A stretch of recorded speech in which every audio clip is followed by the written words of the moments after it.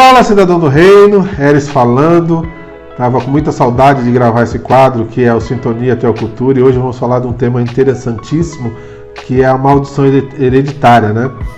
E a gente vai, dentro desse vídeo, nós vamos falar aí de 3 tópicos importantes, que é de onde surgiu, quem são os precursores, o que é a prática dessa teologia, né, ou teoria, e o que a Bíblia diz sobre isso. Bora lá então?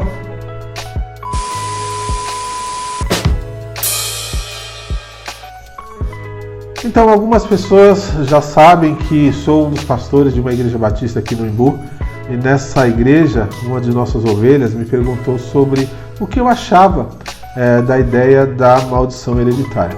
Naquele momento, eu dei uma resposta simples, que foi: se pensarmos na maldição hereditária como bíblico, estaremos dizendo que o sacrifício de Cristo foi insuficiente. Depois de um passar de tempo, isso foi em dezembro, depois de passar de um tempo, o Espírito Santo me incomodou e falou que eu poderia ter dado uma resposta um pouco mais, argumentar melhor sobre isso, né?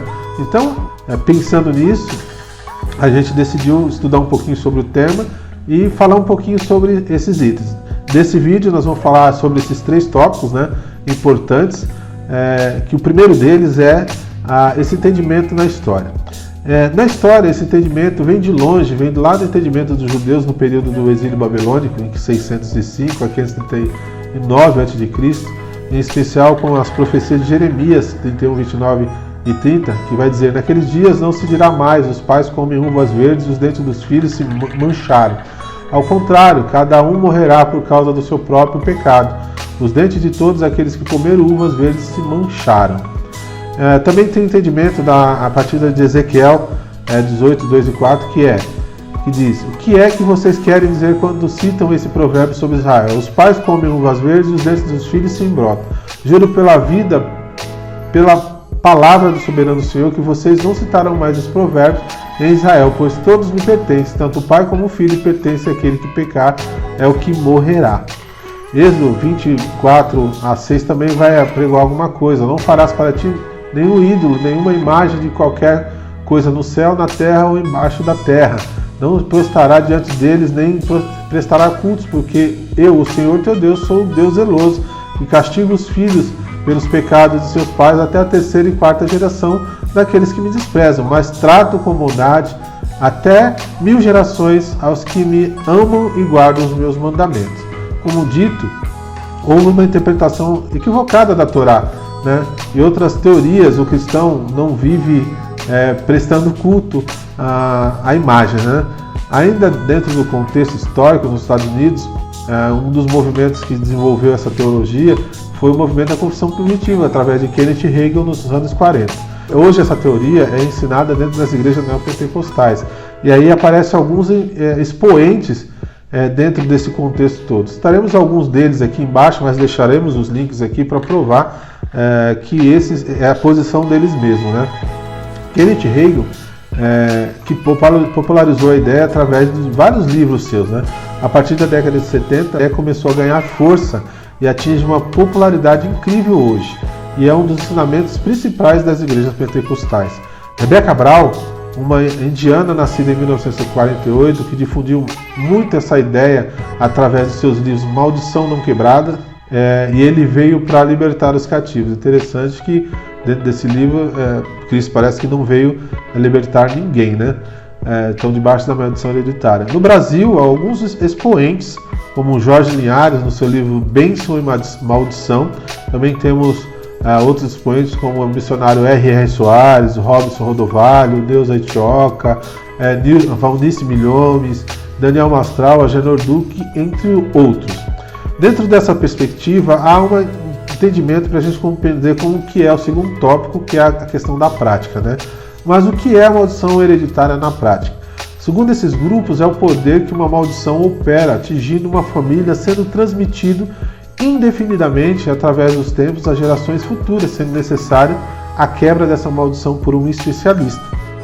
E quando eles olham para dentro da perspectiva cristã, alegam que mesmo após a conversão é necessário realizar essa quebra de maldição, inclusive as maldições de seus antepassados. As palavras de maldição, a ideia de praga, da praga pegar, os vícios do alcoolismo, a pornografia, o adultério, o abuso sexual, as drogas, os descontroles financeiros, etc., são consequências, na visão deles, dessas maldições causadas por ou geradas por algum antepassado.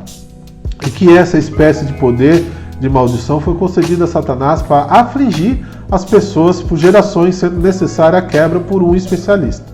Interessante que agora nós vamos ver a terceira posição, a posição bíblica, né, que vai falar sobre essa ideia de maldição hereditária, né? A Bíblia ensina que a maldição resultante de pecados particulares não pode ser transferida para outras pessoas, conforme Ezequiel capítulo 18, verso 4.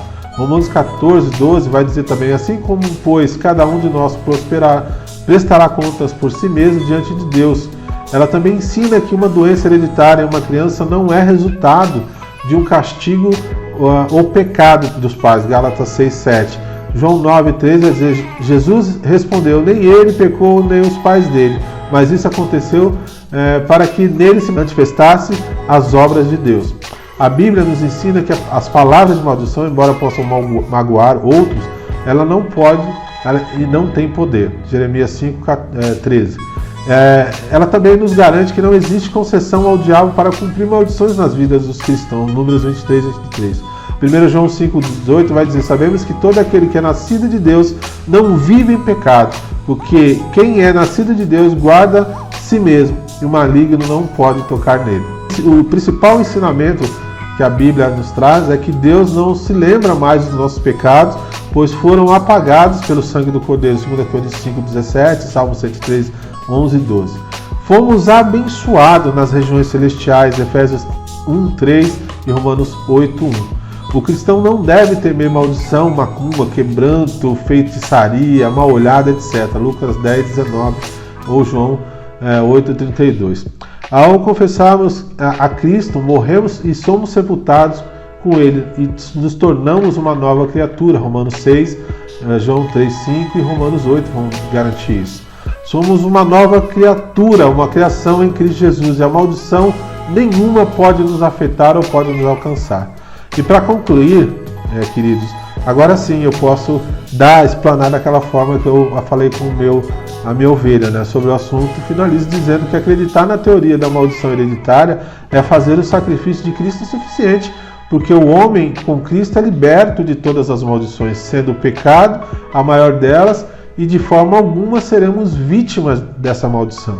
Se você gostou desse vídeo, se você chegou até aqui, é sinal que você gostou. Curte, comenta, compartilha com o pessoal, se inscreve no canal para ver outros vídeos como esse. E se você mesmo assim não concorda com a minha posição, deixa os seus inscritos. Se você concorda também, deixa seu comentário aqui embaixo na descrição do vídeo, nos comentários, para que a gente consiga interagir aí depois, até quem sabe gravar um outro vídeo aí falando com vocês sobre isso, tá bom? Que Deus abençoe, até o próximo vídeo em nome de Jesus. Fui!